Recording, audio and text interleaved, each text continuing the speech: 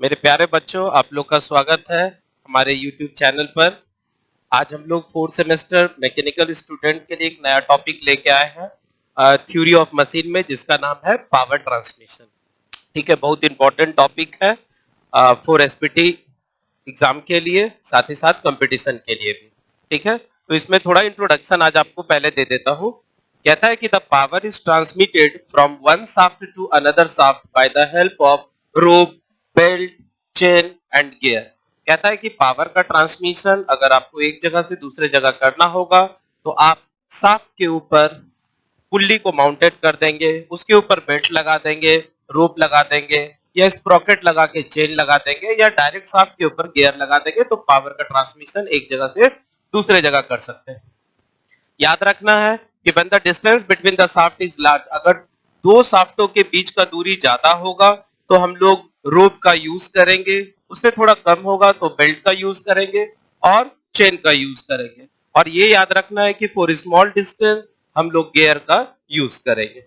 Okay, चलिए फिर आगे हम लोग बढ़ते हैं। नोट करके एक इंपॉर्टेंट बात याद रखिएगा कि power transmission drives make a higher pair. जितना भी पावर ट्रांसमिशन डिवाइसेस है वो सारा का सारा जो है हायर पेयर का फॉर्मेशन करता है। हायर पेयर का मतलब होता है जिसमें पॉइंट कांटेक्ट हो या लाइन कांटेक्ट हो, ऐसे पेयर को हायर पेयर कहते हैं। और लोअर पेयर ऑलरेडी आपको क्लासेस में बताया हूं, जिसका सरफेस कांटेक्ट हो या एरिया कांटेक्ट हो, ऐसे पेयर को हम लोग लोअर पेयर करते हैं। तो याद रखना है पावर ट्रांसमिशन डिवाइसेस जो है या ड्राइव जो है वो हायर पेयर का बनाता है फॉर्मेशन। नोट में दोबारा याद रखेंगे कि gear drive is consider as a positive drive. Gear drive को हम लोग पॉजिटिव ड्राइव के अंदर कंसीडर करते हैं। पॉजिटिव ड्राइव का मतलब क्या होता है ये भी याद रखना है कि ऐसा ड्राइव जिसमें स्लिपिंग टेक्स प्लेस नहीं करता और एग्जैक्ट वेलोसिटी रेशियो मिलता हो, तो ऐसे ड्राइव को हम लोग पॉजिटिव ड्राइव कहते हैं।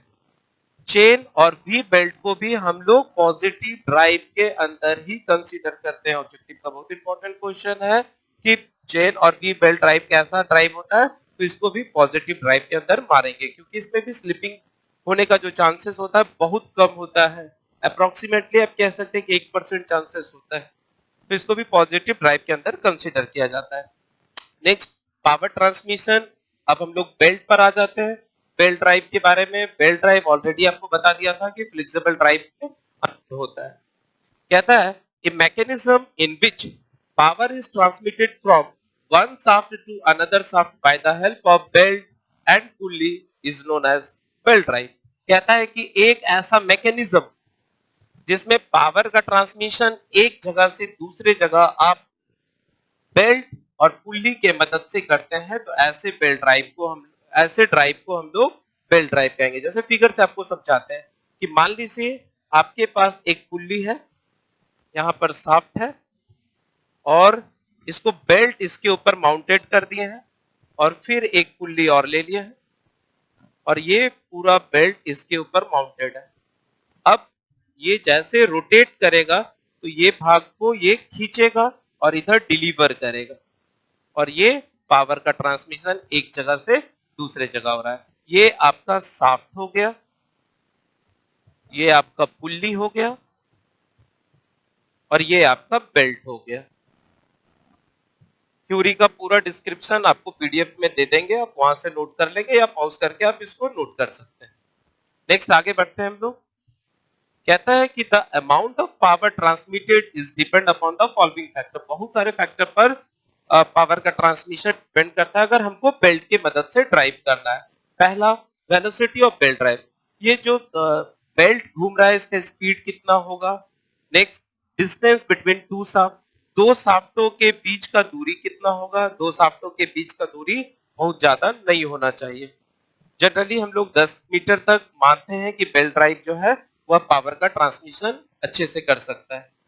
फिर next, tension under which the belt is placed on the pulley. हम लोग जब बेल्ट के ऊपर मतलब पुल्ली के ऊपर जब बेल्ट को डालते हैं तो इसका एक साइड जो है वह टाइट हो जाता है और दूसरा साइड जो ढीला होता है उसको स्लैक कहते हैं, स्लैक साइड। टाइट साइड को हम लोग T1 से रिप्रेजेंट करते हैं और स्लैक साइड को हम लोग T2 से रिप्रेजेंट करते हैं। तो ये याद रखना है कि बेल्ट में जो टेंशन डेवलप हो रहा है वो किस तरह का हो रहा है। नेक्स्ट है the arc of contact between the belt and smaller pulley. ये जो स्मॉलर पुल्ली है बेल्ट के साथ कितना एंगल बनाता है ये भी हमको ध्यान देना है। तो पावर का ट्रांसमिशन ये सब मेन फैक्टर पर डिपेंड करता है। चलिए बच्चों आगे अब हम लोग आ जाते हैं। अब हम लोग टाइप्स ऑफ बेल्ट ड्राइव के बारे में पढ़ाई करेंगे। देखिए जनरली आपको पावर ट्रांसमिशन में जो क्वेश्चन पूछेगा वह बेल्ट ड्राइव के बारे में ही पूछेगा। ओके, देखिए कोरोना वायरस के कारण हम लोग को फाइनली यूट्यूब पर भी आना पड़ा। बच्चा का इतना सारा डिमांड था कि सर कैसे पढ़ाई होगा, सिलेबस कैसे कंप्लीट होगा, इतना प्रेशर दिया, नोट्स भेजने से भी काम नहीं हो रहा, बोल रहा है सर इतना दिन हो गया आप लोग को देखे हुए। तो फाइनली हम लोग को यूट्यूब पर आना पड़ा है। कोशिश कर रहे हैं, एफर्ट लगा रहे हैं कि आप लोग का हेल्प कर सके। तो आगे बढ़ते हैं हम लोग टाइप्स ऑफ बेल्ट ड्राइव में। तो टाइप्स ऑफ बेल्ट ड्राइव में सबसे पहला जो बेल्ट ड्राइव है वो फ्लैट बेल्ट ड्राइव है। याद रखना है फ्लैट बेल्ट का मतलब हो जा रहा है कि ऐसा बेल्ट जिसका क्रॉस सेक्शन, मतलब अगर बेल्ट को आप काटेंगे और उसका क्रॉस सेक्शन आपको रेक्टेंगुलर जैसा दिखेगा, को फ्लैट बेल्ट ड्राइव कहेंगे। आप बोलते कि सर कहीं दिखे क्या? वो सारा एग्जांपल जनरल एग्जांपल दिखा रहा हूं। अगर आटा चक्की पे ले जाइए और उसके बेल्ट को काट दीजिएगा, ठीक है, बाद में मार लगेगा क्या लगेगा वो बात का बात है, पर अगर उसको काटिएगा तो उसका क्रॉस सेक्शन रेक्टेंगुलर दिखेगा। तो ऐसे बेल्ट ड्राइव को फ्लैट बेल्ट ड्राइव कहते हैं। याद रखेंगे फ्लैट बेल्ट ड्राइव जो है वह लेदर का बना हुआ हो सकता है, रबर का बना हुआ हो सकता है, कॉटन का बना हुआ हो सकता है, फैब्रिक का बना हुआ हो सकता है, या सिंपल कैनवास का बना हुआ हो सकता है। ओके, फ्लैट बेल्ट के बारे में और भी हम लोग चर्चा करेंगे, पर अभी टाइप्स पढ़ा रहे हैं तो उसको डिस्कस करते हुए आगे बढ़ते हैं। We belt drive, we belt drive का मतलब होता है ऐसा बेल्ट ड्राइव जिसका cross section trapezoidal in shape होता है। ये देखिए ऐसा शेप रहेगा। अगर इसके बेल्ट को आप काटेंगे तो आपको इस तरह से शेप दिखेगा। तो ऐसे बेल्ट ड्राइव को हम लोग वी बेल्ट ड्राइव कहते हैं। देखो अगर आप इसको आगे की ओर बढ़ाएंगे तो ये कुछ भी शेप का दिखता है। तो ऐसे बेल्ट ड्राइव को वी बेल्ट ड्राइव कहते हैं। वी बेल्ट ड्राइव आपको अगर नहीं दिख रहे हैं तो कहीं भी ट्रैक्टर खड़ा रहेगा उसके आगे वाला इंजन को खोलेंगे तो वहां आपको ये बेल्ट देखने को मिल जाएगा। नहीं तो सिंपल आप कोई जूस काउंटर पर चले जाइए, वहां पर आपको ये बेल्ट ड्राइव देखने को मिल जाएगा। नेक्स्ट आ जाते हैं सर्कुलर बेल्ट ड्राइव। ये सारे ड्राइव को हम लोग डिस्कस बाद में करेंगे। Circular belt drive, circular belt drive को हम लोग रोप भी कहते हैं। रोप का सिंपल मतलब होता है रस्सी, रस्सा, जो भी आप कह सकते हैं। रोप, रोप का मतलब हो गया कि ऐसा ड्राइव जिसका क्रॉस सेक्शन सर्कुलर हो। ये देखिए ये वायर को लपेटा गया है इस तरह से। अगर इसका व्यू आप देखेंगे तो आपको दिखेगा कि ये इस तरह से वायर को लपेट के बनाया गया है। तो ऐसे ड्राइव को हम लोग सर्कुलर बेल्ट ड्राइव कहते हैं। सर्कुलर बेल्ट ड्राइव भी दो तरह का होता है। एक होता है वायर,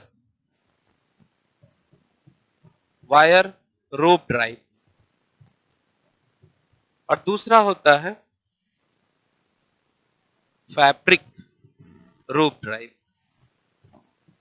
तो ये सब के बारे में हम लोग डिस्कस करेंगे, पर अभी सबसे इंपॉर्टेंट चीज है that is called flat belt drive. तो फ्लैट बेल्ट ड्राइव के बारे में हम लोग चर्चा करते हैं। फ्लैट बेल्ट ड्राइव, क्योंकि एसपीटी में सबसे ज्यादा अगर क्वेश्चन आता है तो इसी फ्लैट बेल्ट ड्राइव से आता है। फ्लैट बेल्ट ड्राइव को भी तीन भाग में बांटा गया। पहला को कहते हैं ओपन बेल्ट ड्राइव। नाम से ही पकड़ में आएगा ओपन बेल्ट ड्राइव, ध्यान देंगे। ओपन बेल्ट ड्राइव का मतलब हो गया कि ये आपके पास एक पुल्ली है, यहां पर एक शाफ्ट है, एक और पुल्ली यहां पर है, और ये शाफ्ट है। शाफ्ट के ऊपर पुल्ली को माउंटेड कर दिया, शाफ्ट के ऊपर पुल्ली को माउंटेड कर दिया। आप क्या करेंगे, यहां से बेल्ट को इसके ऊपर चढ़ा देंगे, बेल्ट को इसके ऊपर माउंटेड कर दिए।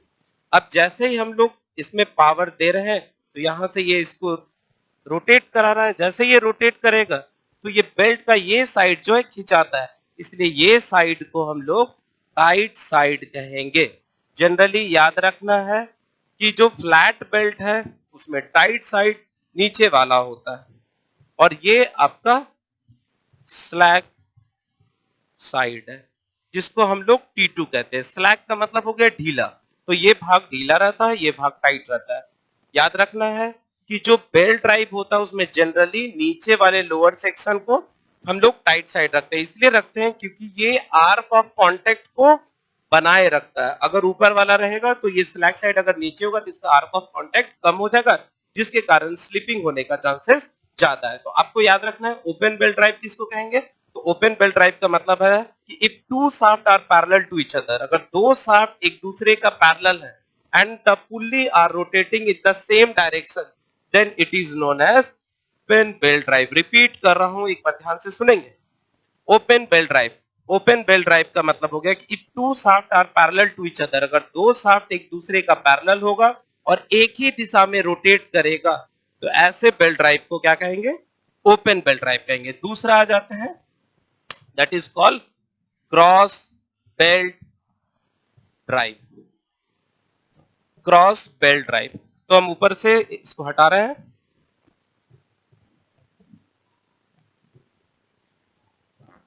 वापस चलेंगे। Cross belt drive, cross belt drive में भी same, the two shaft are parallel to each other, दो शाफ्ट एक दूसरे का पैरेलल होगा। ये देखिए दो एक दूसरे का पैरेलल है, but rotating in opposite direction, पर अपोजिट डायरेक्शन में रोटेट कर रहा है। ये एक इसका एक व्यू और दिखा रहे हैं आपको। मान लीजिए ये आपका बेल्ट है, ये पुल्ली है,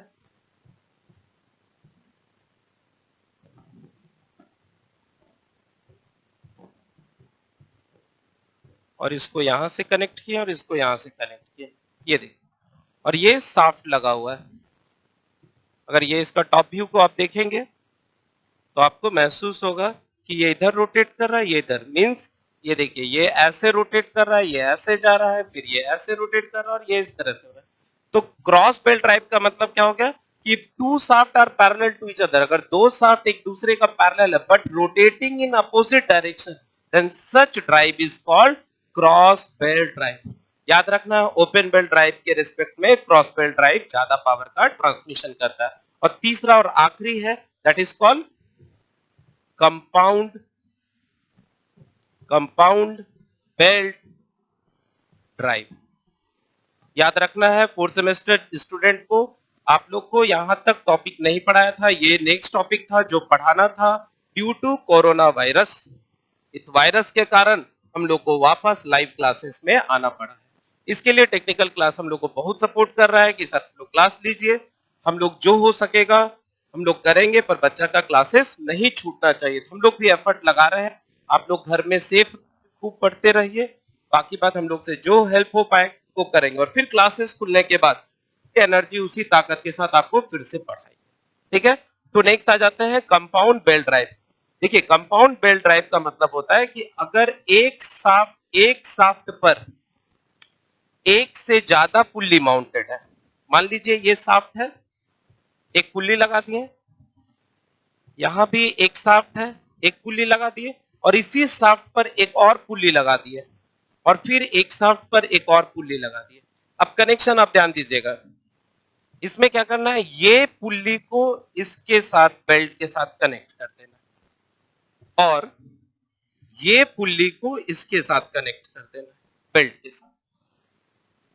आप नोटिस करेंगे कि अगर ये रोटेट करेगा तो ये शाफ्ट को रोटेट कराएगा, और इसी शाफ्ट में दो पुल्ली माउंटेड है तो ये भी रोटेट करेगा और इसके मदद से ये भी रोटेट करेगा। अगर आप फिगर इसको देखेंगे तो कुछ ऐसा फिगर बनेगा।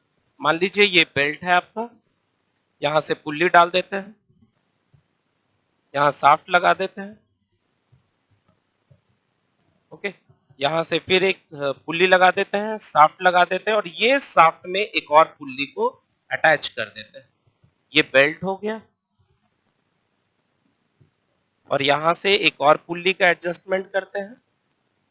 अब चलिए, अब ध्यान दीजिएगा, यहां से कुछ क्लियर आपको फिगर से समझ में आ रहा होगा कि इफ टू और more pulley are mounted on the same shaft, अगर एक शाफ्ट पर एक से अधिक पुल्ली को माउंटेड कर दिया जाए और लंबे डिस्टेंस तक पावर का ट्रांसमिशन किया जाए, तो ऐसे बेल्ट ड्राइव को कंपाउंड बेल्ट ड्राइव कहें।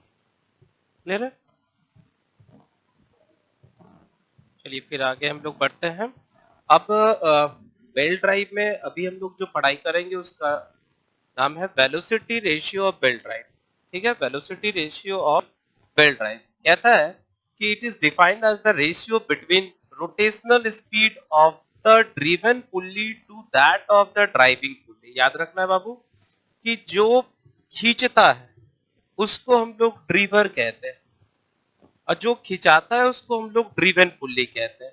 तो ड्रिवन पुल्ली का जो रोटेशनल स्पीड है उसको हम लोग N2 कह रहे हैं, जिसको हम लोग आरपीएम में रिप्रेजेंट करते हैं, और ड्रीवर पुल्ली का जो स्पीड है उसको हम लोग N1 कह रहे हैं, रोटेशनल स्पीड। और इसका जो डायमीटर है इसको हम लोग D2 कह रहे हैं और इसका जो डायमीटर है इसको हम लोग D1 कहते हैं। तो वेलोसिटी रेशियो कहता क्या है? तो velocity ratio is defined as the ratio between speed of the driven pulley को हम लोग N2 कह रहे हैं, तो यहाँ N2 लिख देंगे, to that of the driving pulley को N1 कह रहे हैं। तो velocity ratio is equal to N2 by N1 और मैथमेटिकली ये होता है D1 बाई D2। और जब बेल्ट थिकनेस को कंसीडर करेंगे, बेल्ट थिकनेस, तो बेल्ट का जब थिकनेस कंसीडर करेंगे तो वेलोसिटी रेशियो का रिलेशन हो जाएगा N2 by N1 is equal to D1 plus T divided by D2 plus T। कैसे हुआ? तो यहाँ ध्यान देंगे, हम लोग जानते हैं linear velocity is equal to pi d1 n1 by 60। नहीं समझ में आ रहा तो यहाँ पर ध्यान देंगे, linear velocity is equal to r omega, सब पढ़े लीनियर वेलोसिटी और एंगुलर वेलोसिटी के बीच में रिलेशन, ये आर हो गया। ओमेगा के बारे में जानते हैं 2 पाई n बटे 60 होता है और 2 आर बराबर डायमीटर होता है, यहाँ से b इज इक्वल टू हो गया पाई d n बाई 60। तो यहाँ पर हम लिख दिए v1 is equal to pi d1 n1 by 60 और v2 equal to pi d2 n2 by 60। याद रखना बाबू कि when there is no slipping, अगर स्लिपिंग नहीं करेगा, मान लीजिए कि इसमें किसी तरह का स्लिपिंग नहीं कर रहा है, तो उस केस में v1 और v2 सेम होगा, means linear velocity of driver pulley and driven pulley both are same. तो उस केस में हम लिख सकते हैं पाई d1 n1 by 60 pi d2 n2 by 60। यहाँ देखिए तो 60 से 60 ये कट गया, पाई से पाई यहाँ कट गया, तो यहाँ से हम रिलेशन डाल सकते हैं कि d1 by d2 is equal to n2 by n1 and this is called velocity ratio. Okay, इसको कहेंगे वेलोसिटी रेशियो। चलिए, तो यहाँ से आपको क्लियर हो चुका होगा कि वेलोसिटी रेशियो हम लोग किसको कहते हैं। ये velocity ratio open belt drive का हुआ है, उसी तरह सेम कंपाउंड बेल्ट ड्राइव का भी होता है, बाद में हम लोग इसको डिस्कस करेंगे। अब नेक्स्ट हम लोग आगे बढ़ते हैं और अब हम लोग नया टॉपिक के बारे में चर्चा करेंगे, that is called slipping of belt. तो एक नया टॉपिक इसी का बेल्ट का है, जिसको हम लोग कहेंगे स्लिप ऑफ बेल्ट। बेल्ट का स्लिपिंग किसको कहते हैं? कहता है आप स्लिप कब करते हो? आप स्लिप तभी करते हो जब ग्रिप, फ्रिक्शनल ग्रिप कम हो जाता है।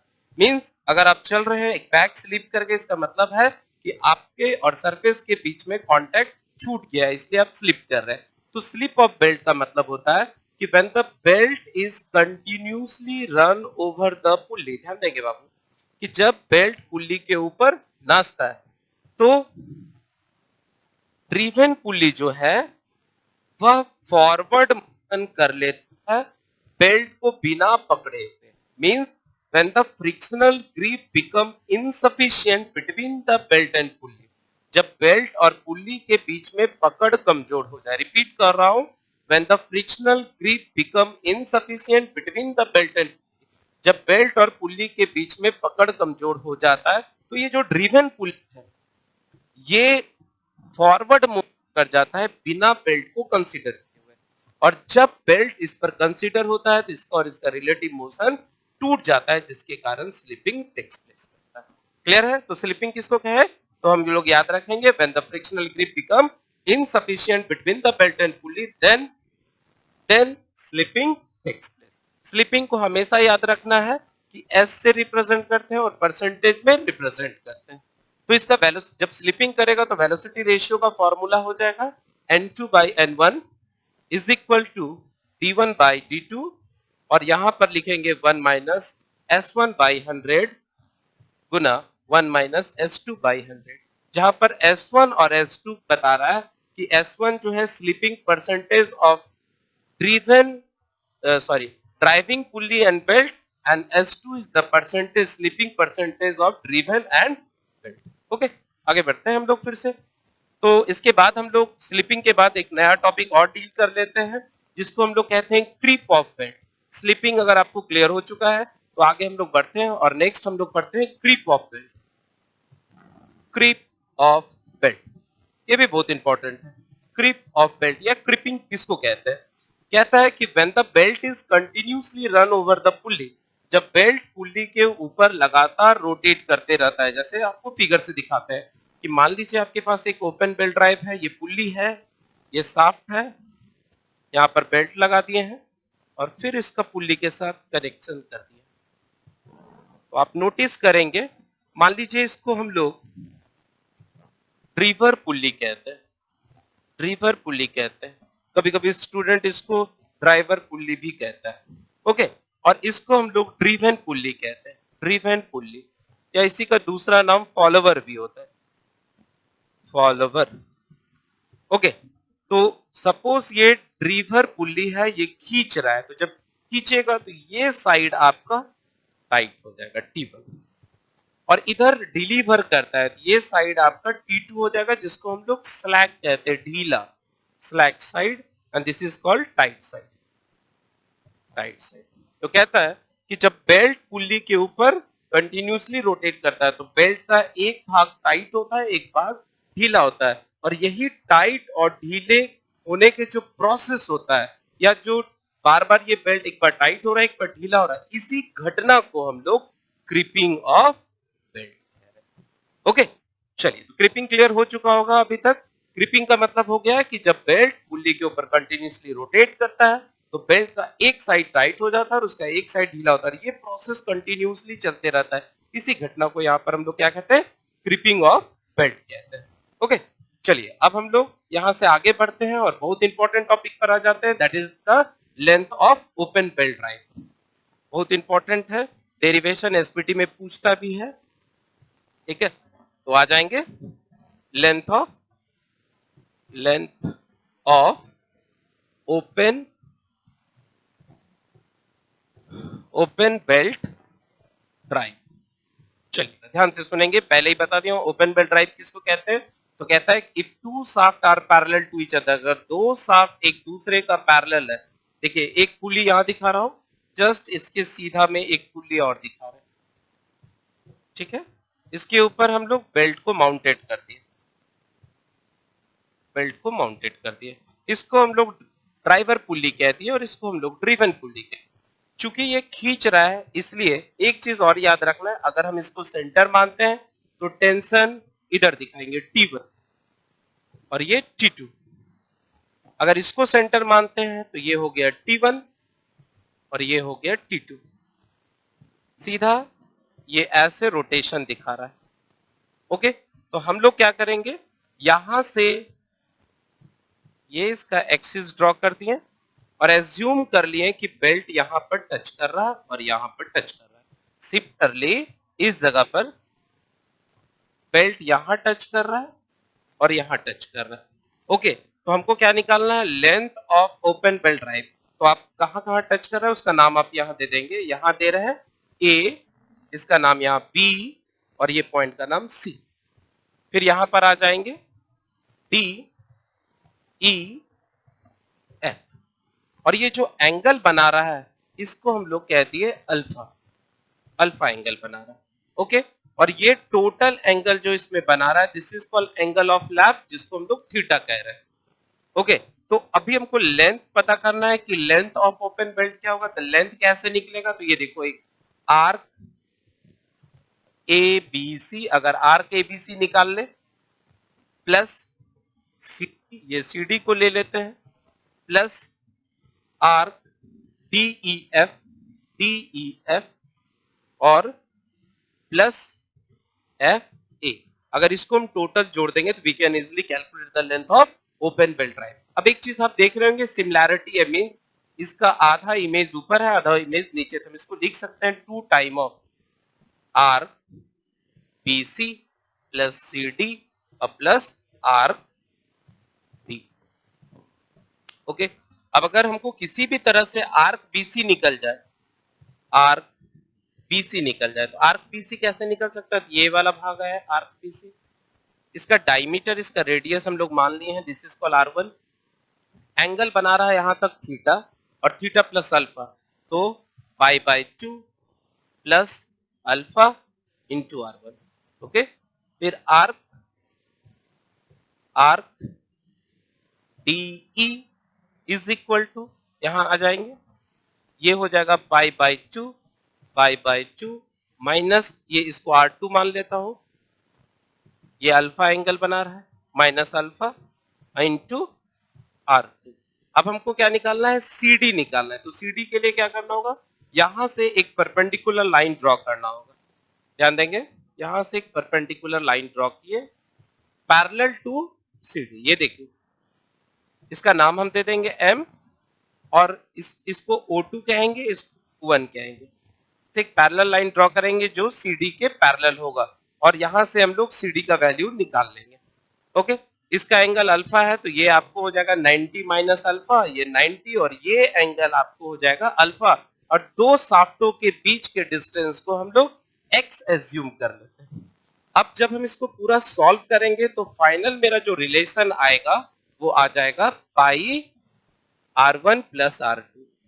R1 radius of larger pulley, R2 radius of smaller pulley, plus 2x plus R1 minus R2 का whole square divided by x। तो ऑन सॉल्विंग वी गेट, हम जब सॉल्व करेंगे सारा यहां से वैल्यूज निकाल लेंगे। आप नोटिस करेंगे ये सारा हम पीडीएफ में डाल दिए हैं, आप वहां से कॉपी कर सकते हैं। ये आपका 90 डिग्री है, ये 90 माइनस अल्फा है, ये अल्फा है, यहां से यहां तक का डिस्टेंस x है, और ये पूरा रेडियस आपका जो है R1 है, तो R1 में से एक हट गया, so it is called R1 minus R2। यहां से सॉल्व करेंगे तो we can easily calculate the length of belt drive, open belt drive. Okay, चलिए अब हम लोग लेंथ ऑफ ओपन बेल्ट पढ़ लिया, अब हम लोग पढ़ेंगे लेंथ ऑफ क्रॉस बेल्ट। तो आपको पहले ही बता दिया था कि लेंथ ऑफ क्रॉस बेल्ट किसको कहते हैं। याद रखना है बाबू कि if two shaft are parallel to each other, अगर दो शाफ्ट एक दूसरे का पैरेलल होगा but rotating in opposite direction, एक इधर रोटेट कर रहा है तो दूसरा इधर रोटेट कर रहा है।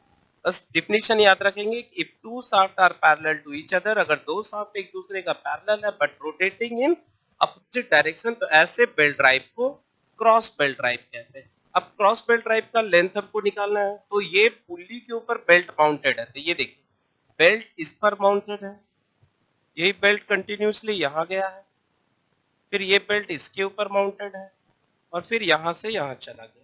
तो इसके लिए कुछ कंस्ट्रक्शन करना होगा। तो देखिए लेंथ आपको निकालना है, तो पहले आप पता करो यहाँ से यहाँ तक का लेंथ कितना है, तो इसको लिख दिए आर्क ए बी सी, फिर यहाँ से यहाँ तक सी डी, फिर डी ई एफ, तो आर्क डी ई एफ, और फिर यहाँ से एफ ए।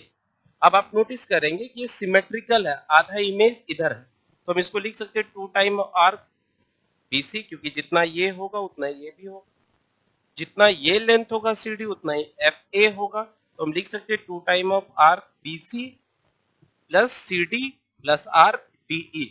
अब आप कंस्ट्रक्शन थोड़ा इसमें करेंगे, क्या कंस्ट्रक्शन करेंगे कि आप इस लाइन को एक्सटेंडेड कर देंगे M तक, और CD के पैरेलल एक लाइन खींच देंगे। ओके, एज्यूम कर लेंगे कि ये जो एंगल है वो अल्फा है, तो ये 90 माइनस अल्फा, ये 90 हो जाएगा, तो ये एंगल अल्फा हो जाएगा। तो हमको क्या करना है, ये आर्क पता करना है, that is called BC। Arc BC angle है 90 plus alpha, 90 plus alpha into R1। Next CD पता करना है, तो इसको छोड़ते हैं। नेक्स्ट DE, तो arc DE pi by 2 plus alpha into R2। अब हमको क्या करना है, CD पता करना है। तो CD अगर पता करना है तो सबसे पहले हमको M और O2 पता करना है। Means O2M is equal to CD। तो हम क्या करेंगे, इस फिगर में ये ज्योमेट्री से ये ट्राइंगल को बाहर निकाल देंगे। तो आप देखो, तो यहाँ रेडियस आपका R1 है, और ये वाला जो रेडियस है ये R2 है, तो ये भी क्या हो जाएगा, R2 हो जाएगा। तो यहाँ से टोटल डिस्टेंस कितना, R1 प्लस R2। दो शाफ्टों के बीच का दूरी कितना है, x, तो दो शाफ्टों के बीच का दूरी x।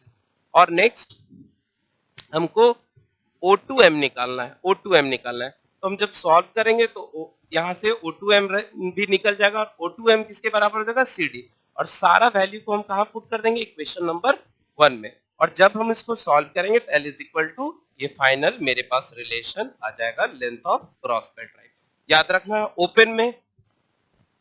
ओपन में सेम रिलेशन होगा, यहाँ पर माइनस होगा पर क्रॉस में यहाँ पर क्या होगा, प्लस होगा। ओके, तो चलिए हम लोग लेंथ ऑफ बेल्ट ड्राइव भी पढ़ लिए हैं, जिसमें ओपन बेल्ट ड्राइव भी हो गया और क्रॉस बेल्ट ड्राइव हो गया। अब इसी में आपको जो है अबर ट्रांसमिशन, अब सारा ये जो डेरिवेशन है बहुत इंपॉर्टेंट है। डेरिवेशन के लिए आपको पीडीएफ दे देंगे, आप लिंक से जाके वहां से पीडीएफ को डाउनलोड कर लेंगे, ठीक है, और सारा जो है वो कॉपी में नोट कर लेंगे, फिर क्लासेस जब खुलेगा तो आपको डिटेल में समझाएंगे। पर अभी पूरा कोशिश कर रहा हूं कि आप पीडीएफ देख के आसानी से ये पूरी चीज को पढ़ सकते हैं। ओके, चलिए आगे बढ़ते हैं हम लोग। नेक्स्ट सबका टॉपिक आ जाएगा that is called power transmission, power transmitted. Okay, तो नेक्स्ट टॉपिक आ जाएगा पावर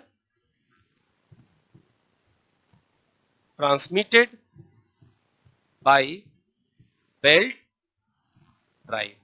ठीक है, इसका सिंपल फॉर्मूला है, आपको बेसिक एकदम जो बचपन में पढ़े थे उसी का हेल्प लेता हूं। मान लीजिए आपके पास एक बेल्ट ड्राइव है, ओपन बेल्ट ड्राइव, आप कोई भी बेल्ट ड्राइव ले सकते हैं, हम लोग EGS belt drive open belt drive लेके पूरा समझाते हैं। तो ये आपके पास ओपन बेल्ट ड्राइव है, ये रोटेट कर रहा है, ये भी रोटेट कर रहा है। इस सेक्शन को हम लोग टाइट साइड मान लिया T1 और इस सेक्शन को हम लोग स्लैक साइड मान लिया। ओके, तो याद रखना इस बेल्ट को रोटेट करने के लिए एक फोर्स लग रहा है, that force is called effective force. Effective force, तो इफेक्टिव फोर्स कितना हो जाएगा, तो T1 माइनस T2। एक चीज और इंपॉर्टेंट याद रखना है, यहाँ टेंशन का मतलब हो रहा है, याद रखना बाबू, कि जब भी हम बेल्ट के बारे में चर्चा करेंगे, रोप के बारे में चर्चा करेंगे या चेन के बारे में चर्चा करेंगे, तीनों के बारे में अगर स्टडी करेंगे तो बेल्ट, रोप, चेन पर जो फोर्स डेवलप होता है उसको हम लोग फोर्स का नया नाम टेंशन देते हैं। क्लियर हो गया? जैसे कोरोना वायरस हम लोग को टेंशन दिया है, सेम उसी तरह टेंशन यहाँ क्या हो गया कि बेल्ट, रोप, चेन पर जो फोर्स डेवलप होता है उसका एक स्पेशल नाम होता है, that is called tension. Okay, तो यहाँ T1 फोर्स है, T2 फोर्स है, तो क्या बताया हूं कि बेल्ट पर जो फोर्स डेवलप होता है उसको टेंशन कहते हैं। तो यहाँ इफेक्टिव फोर्स कितना हो गया, तो T1 माइनस T2 हो गया। अब जानते हो पावर बराबर, बचपन में पढ़े थे कि वर्क डिवाइडेड बाय टाइम। अब वर्क के बारे में भी पढ़े थे, force Guna displacement by time, और फिर पढ़े थे डिस्प्लेसमेंट बाय टाइम को वेलोसिटी कहते हैं, तो फोर्स गुना वेलोसिटी। तो फोर्स यहां पर हमको पावर लिखना है, तो पावर के लिए हम लोग यूज करेंगे पावर बराबर फोर्स, तो फोर्स की जगह लिख देंगे इफेक्टिव फोर्स और वेलोसिटी। तो फाइनल फॉर्मूला का पावर बराबर T1 minus T2 into P। Very very important, ये न्यूमेरिकल, सारा पावर ट्रांसमिशन का न्यूमेरिकल इसी पर बनेगा। ओके, याद रखें।